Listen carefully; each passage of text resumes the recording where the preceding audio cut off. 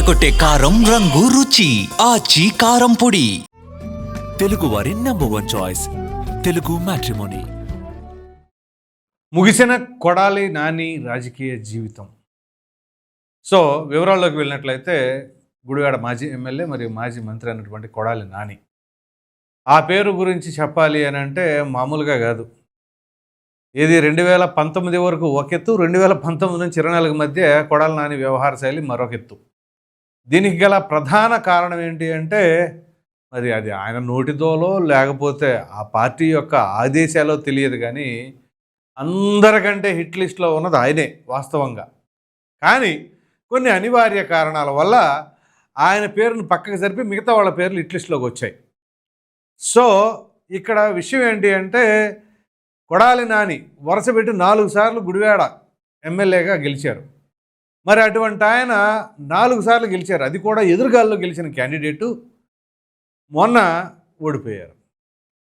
ఓటమికి కారణం ఏంటి అని చెప్పేసి ఆయన విశ్లేషించుకున్నారో లేదో తెలియదు, కానీ చివరికి రాజకీయ జీవితం ఇక ముగిసిపోయిందా అనే వార్తలు అయితే మాత్రం సోషల్ మీడియాలో చక్కర్లు కొడుతున్నాయి. ఎందుకు ఏమిటి అని అంటే ఇటీవల కాలంలో అంటే కూటమి ప్రభుత్వం గెలిచిన తర్వాత, అదే కూటమి పార్టీలు గెలిచిన తర్వాత ప్రభుత్వం ఏర్పాటు చేసుకున్న తర్వాత కొన్ని నెలలకే ఆయనకి అనారోగ్య కారణాల రీత్యా ఆయన ముంబై హాస్పిటల్లో ట్రీట్మెంట్ తీసుకోవడం, కార్డియాలజీకి సంబంధించిన ప్రాబ్లం ఏదో ఉంటే మొత్తానికి బైపాస్ సర్జరీ ఏదో జరిగింది అని చెప్పేసి అన్నారు. ఆ తర్వాత కొంతకాలం రెస్ట్ తీసుకోవడం, ఇటీవల కాలంలో జగన్మోహన్ రెడ్డిని కలవడం, ఇంకా ఆ తర్వాత మరలా మీరు యాక్టివ్ అవ్వండి అని చెప్పేసి అంటే ఆయన 1-2 సార్లు మాత్రం గుడివాడలో అలా కనిపించారు. ఇక ఆ తర్వాత మరలా కనిపించలా, మరలా అనారోగ్య సమస్యలు తలెత్తుతున్నాయట. సో ఈ నేపథ్యంలోనే జగన్మోహన్ రెడ్డి ఇంకా మీరు పని చేయండి, రెస్ట్ తీసుకుంటాం మంచిదేమో అనే తరహాలో అన్నట్లుగా టాక్ బయటకు వస్తుంది.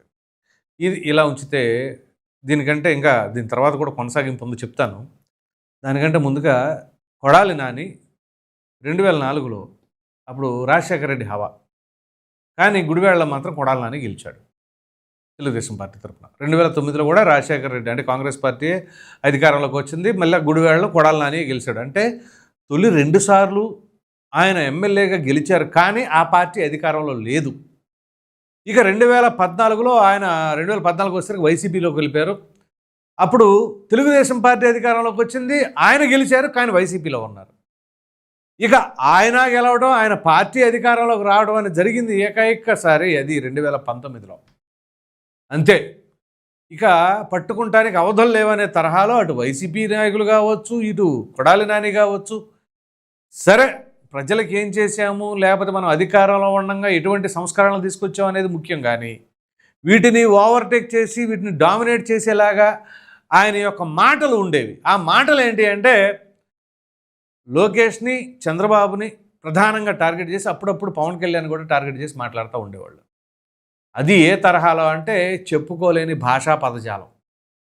చివరికి ప్రజలు ఇరిటేట్ అయిపోయారనమాట ఆయన అంటేనే. అఫ్కోర్స్ వ్యక్తిగతంగా ఆయన ఎలాంటి వాడు ఏంటి అనేది ఆ నియోజకవర్గ ప్రజలకు తెలుసు, మరి మిగిలిన నియోజకవర్గ ప్రజలకు ఏం తెలుస్తుంది, ఆయన మాట్లాడే తీరే అర్థమవుతుంది. ఇంకా ఎవరైనా తెలిసిన వాళ్ళు గుడివాడలో ఉంటే ఆయన గురించి అడిగితే పాజిటివ్గా ఇన్ఫర్మేషన్ వస్తుంది తప్ప, ఇక రాష్ట్ర వ్యాప్తంగా కొడాలి నాని అనగానే నోటి దురుసు, నోటి దోల, ఆ నోటికి అదుపు ఉండదు, ఏది పడితే అది మాట్లాడటమే, కూర్చున్న కొమ్మనే నరుక్కునే టైపు. ఎందుకంటే ఆ పార్టీలో ఆయన మొట్టమొదటిసారిగా రాజకీయ అరంగేటం చేసి ఎమ్మెల్యే అయిన వ్యక్తి. ఇంకా అదే పార్టీని దూషించడం మొదలుపెట్టాడు. ఆ పార్టీ అధ్యక్షుడిని మామూలుగా కాదు దుర్భాషలాడటం మొదలుపెట్టారు. సో ఇది కాస్త తీసుకెళ్ళి వల్లభనేని వంశీకి కూడా అంటగట్టాడు. వల్లభనేని వంశీ 2019లో తెలుగుదేశం పార్టీ ఎమ్మెల్యేగా గెలిచిన తర్వాత వీళ్ళిద్దరు స్నేహితులు కదా, తీసుకెళ్ళి వైసీపీలో జాయిన్ చేసుకున్నాడు. చివరికి ఏమైంది, ఇది కాస్త ఆయనకి అంటే ఆయన కూడా పుష్పటాక్ అయిపోయింది. సరే ఇలా జరిగితే ఇక ఇప్పుడు అనారోగ్య కారణాలతో ఇబ్బంది పడుతూ ఉన్న క్రమంలో మరలా యాక్టివ్గా తిరగలేని పరిస్థితి.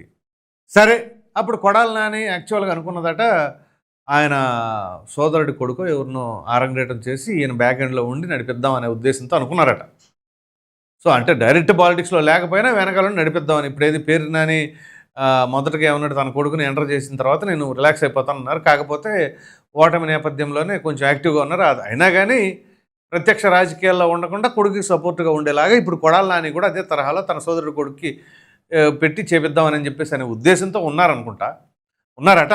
ఈ నేపథ్యంలోనే మరి జగన్మోహన్ రెడ్డి ఏమో అలా కాదు అని చెప్పేసి ఆయన ప్రత్యామ్నాయంగా గుడివాడకు కొత్త ఇన్ఛార్జిని తీసుకురావాలి అనే భావన. ఎందుకంటే గుడివాడ ఒక విధంగా చెప్పాలంటే సెంట్రిక్గా ఉన్నటువంటి నియోజకవర్గం, అందరి కళ్ళు కూడా ఆ నియోజకవర్గం మీద ఉంటే దానికి అనేక రకాలైన కారణాలు. అన్న నందమూరి తారక రామారావు గారి సొంత ఊరు అనేది ఆ నియోజకవర్గ పరిధిలోకి వస్తుంది కాబట్టి మొట్టమొదటి నుంచి కూడా దాని మీద ఒక స్పెషల్ ఫోకస్ అనేది ఉండేది. సో ఇప్పుడు జగన్మోహన్ రెడ్డి ఆలోచన ఏంటి, ఎవరినో తీసుకొచ్చి అక్కడ పెడదాం అనే ఉద్దేశంతో ఉన్నారు. అది మరి అదే సామాజిక వర్గం నుంచి ఒక గట్టి ప్రొడ్యూసర్ని ఎవరినో తీసుకొద్దాం అనే ఉద్దేశంతో ఉన్నారట, ఫిల్మ్ ప్రొడ్యూసర్ని. కానీ ఇక్కడ మనం ఆలోచించవలసిన అంశం ఏంటి అంటే, ఒకవేళ క్యాండిడేట్ని ఎవరిని మార్చినా ఏమైనా డిఫరెన్స్ ఉంటుందా, లేకపోతే జగన్మోహన్ రెడ్డి ఫోటోను చూసే ఆ విధమైన ప్రజలు ఆలోచన చేస్తారా? ఇది చాలా ఆలోచించవలసిన ప్రశ్న. ఎందుకంటే ఒకప్పుడు ఇదే జగన్మోహన్ రెడ్డి ఏమనేవాళ్ళు, నా ఫోటో చూస్తే సార్ ఎవడో నుంచో పెట్టిన గెలుస్తాడనేవాళ్ళు. మరి ఏమైంది, మొన్న కూడా ఆయన ఫోటో చూసాక ఎవరు గెలవంది. సో ఇటువంటి తరుణంలో ఇప్పుడు అక్కడ క్యాండిడేట్ని మారిస్తే ఏమైనా సరే జగన్మోహన్ రెడ్డికి ఏమైనా ప్లస్ అవుతుందా? ఇప్పుడు తెలుసుకున్నారా? నా ఫోటో చూసి కాదు, లోకల్ క్యాండిడేట్ల ఫోటో చూసి వేస్తారు జనాలు అని చెప్పేసి రియలైజ్ అయ్యారా?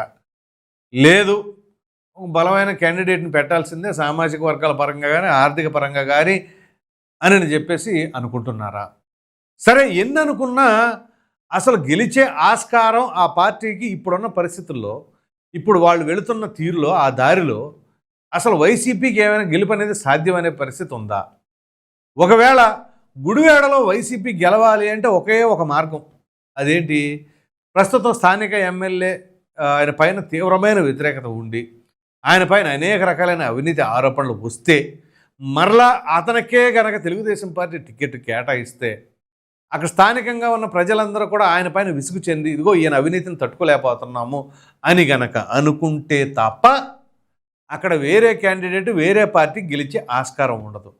మరి వెనుగండ్ల రాము పైన ఆ రకమైన వ్యతిరేకత ఉన్నదా అంటే కాస్త అసంతృప్తి ఉన్నమాట వాస్తవమే, కానీ వేరే పార్టీ గెలిచేంత స్థాయిలో ఆయన మీద అయితే వ్యతిరేకత యాజ్ ఆఫ్ నౌ లేదు అనేది ఘంటాపథంగా చెప్పచ్చు. ఎందుకంటే అక్కడ నందివాడ మండలంలోని కొంతమంది ప్రజలకి తాగునీటి సదుపాయం కూడా లేకపోతే డిప్యూటీ సీఎం అయినటువంటి పవన్ కళ్యాణ్ కంకిపాడు వేచేసినప్పుడు ఆ సభావేదిక మీదే వెనుగండ్ల రాము పవన్ కళ్యాణ్కి రిక్వెస్ట్ చేయడం జరిగింది.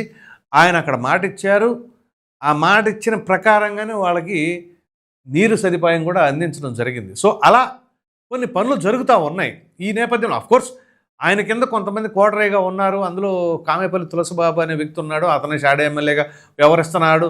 దీనిపైన ఆరోపణలోనే అది కొంత ఈయన పైన నెగిటివ్ తీసుకొస్తుంది, ఇది వెనుగండ్ల రాము పైన. అది వాస్తవమే. కానీ డైరెక్ట్గా వెనుగండ్ల రాము పైన అయితే మాత్రం అంత అసంతృప్తి లేదు. అలాగే ఆ పార్టీల మీద ఎటువంటి నెగిటివ్ లేదు. ఏదైనా ఉంటే స్థానికంగా ఉన్న ఎమ్మెల్యేలు లేకపోతే వాళ్ళ అనుచరుల మీద ఉన్న వ్యతిరేకత తప్ప యాజ్ ఆఫ్ నౌ సిచ్యువేషన్ అది. డైరెక్ట్గా ప్రభుత్వ పెద్దల పైన మాత్రం ఏ ఒక్కరికి అసంతృప్తి లేదు.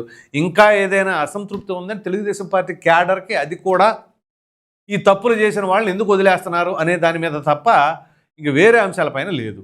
సో ఇప్పుడు కొడాలి నాని మరి ఆ గుడివాడలో ఏ రకంగా వ్యవహరించారు ఏంటి అంటే, సరే గుడివాడ ఎమ్మెల్యేగా చేసినా, గుడివాడలోనే ఎమ్మెల్యే గెలుపొంది మంత్రిగా చేసినా ఆయన మాట్లాడిన తీరు, ఆ పదజాలం అదేమిటి అంటే, చరిత్రలో మీరు గెలవరు ఏంటది, గుడివాడలో కొడాలి నాని ఉండగా వేరే వాళ్ళు గెలవరు అని చెప్పేసి అని, గెలిస్తే రాజకీయ సన్యాసం చేస్తానని చెప్పేసి అన్నారు. అది యాదృశ్చికమో దైవ సంకల్పమో తెలియదు, కానీ ఆయన ఓడిపోతే రాజకీయ సన్యాసం చేస్తానని ఆయనే ఒకానొక సందర్భంలో మాట్లాడారు. ఇప్పుడు అదే వాస్తవ రూపంలోకి దాల్చిందని చెప్పేసి అనుకోవచ్చు. ఎందుకంటే ఇక ఆయన యాక్టివ్గా తిరగలేని పరిస్థితి అనారోగ్య కారణాల రీత్యా. సో జగన్మోహన్ రెడ్డి గారు కూడా ప్రత్యామ్నాయంగా వేరే నాయకుడిని చూసుకుంటాం మంచిది అని చెప్పేసి ఆయన ఒక భావన.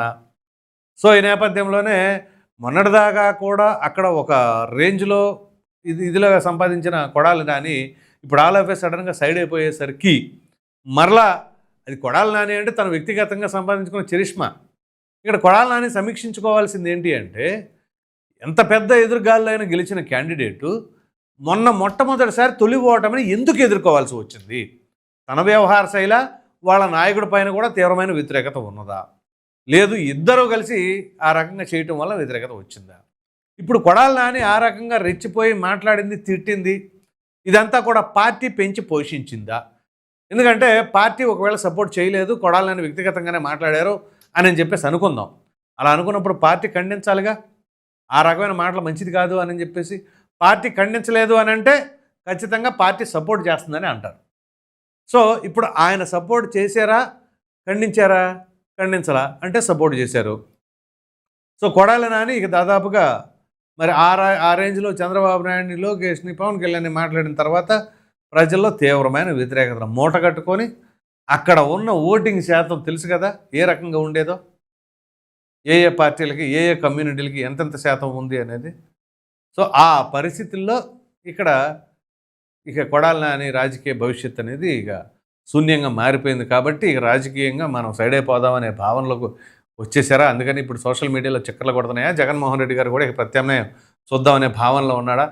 అసలు వీటన్నిటికి తగినట్టుగా ఇటీవల ఈ అమరావతి రాజధాని పైన జగన్మోహన్ రెడ్డి చేసిన వ్యాఖ్యలకు గాను ఈ ఉమ్మడి కృష్ణా జిల్లాల్లో, అలాగే గుంటూరు జిల్లాల్లో ఒక సీట్ అంటే ఒక సీటు కూడా గెలిచే పరిస్థితి కూడా లేదు అని చెప్పేసి కొంతమంది విశ్లేషకులు అభిప్రాయపడుతూ ఉన్నారు. మరి ఇటువంటి తరుణంలో ఎవరిని మార్చినా ఏముంది, అక్కడ మాత్రం వైసీపీకి ఏమీ లేదు అనే భావనలో ఉన్నారా, లేదా మీరేమనుకుంటున్నారు అనే అభిప్రాయాన్ని కామెంట్ సెక్షన్లో తప్పకుండా తెలియజేయండి. Thank you.